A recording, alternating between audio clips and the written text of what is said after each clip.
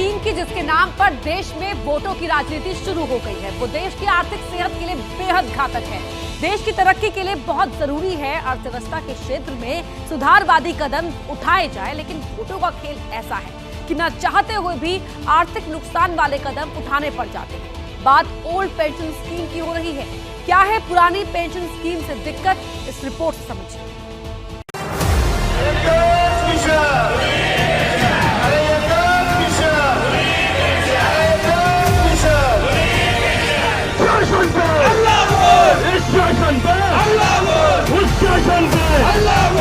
तो पुरानी पेंशन पर नया टेंशन शुरू हो गया है।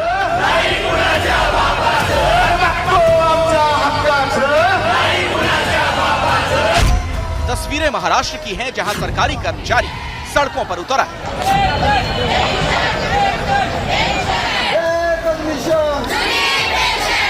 सोलापुर से नागपुर और पुणे से मुंबई तक हड़ताली कर्मचारी डटे रहे।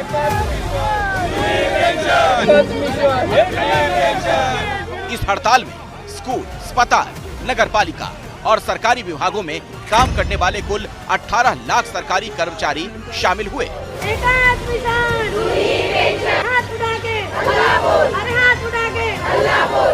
इस हड़ताल की वजह है ओपीएस यानी ओल्ड पेंशन स्कीम।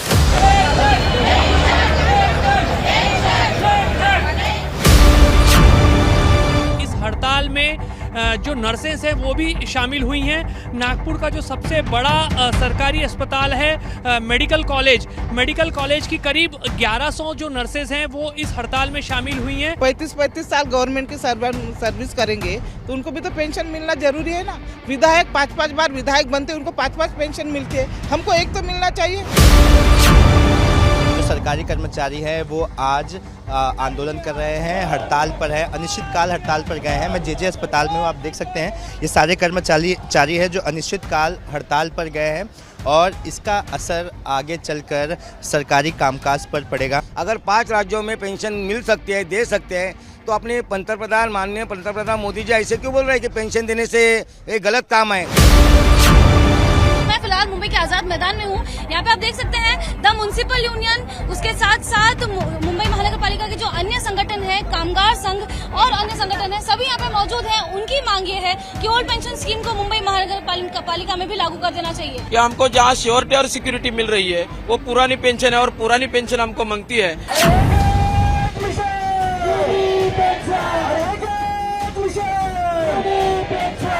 तो चाहे बीएमसी के कर्मचारी हो या सरकारी स्वास्थ्य सेवाओं से जुड़े लोग, सबकी मांग यही है सरकार वो पुरानी पेंशन स्कीम फिर से लागू करे जो 2005 तक जारी थी और जिसके तहत सरकारी कर्मचारियों को रिटायर होने के समय की बेसिक सैलरी की आधी राशि पेंशन के रूप में मिलती थी। सवाल है इतने सालों बाद अचानक इस मांग ने जोर क्यों पकड़ा? ऐसा क्या हुआ महाराष्ट्र के 18 लाख सरकारी कर्मचारी ओपीएस लागू करने की मांग पर इस तरह अड़ गए? क्या इसकी वजह वोट बैंक की सियासत है? हम इस आंदोलन को पूरी तरह से पाटिंबा देते हैं। हमारा यह आह्वान भी रहेगा कामगारों को कि सहनशीलता मार्ग से और लोकशाही के मार्ग से, अहिंसा के मार्ग से उन्होंने ये आंदोलन करना चाहिए।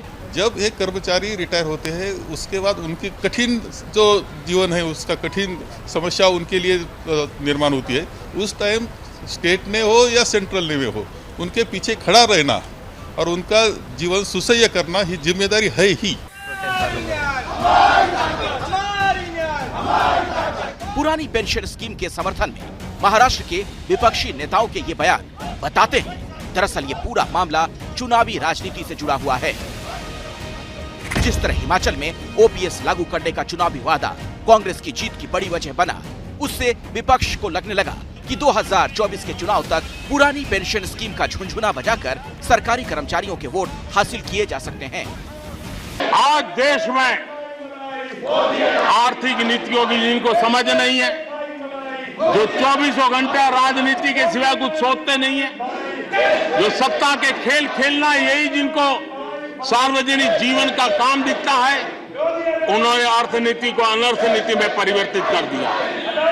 मैं उनको चेतावनी देना चाहता हूं और मैं इस सदन की गंभीरता के साथ उनसे कहना चाहता हूं कि अपने रिस्पेक्टिव स्टेट को जाके समझाएं एक गलत रास्ते पर न चले जाएं। हम हमारे पड़ोस के देशों का हाल देख रहे हैं कि वहां पर क्या हाल हुआ है, अनाप शनाप कर्ज लेकर के किस प्रकार के देशों को डुबो दिए गए।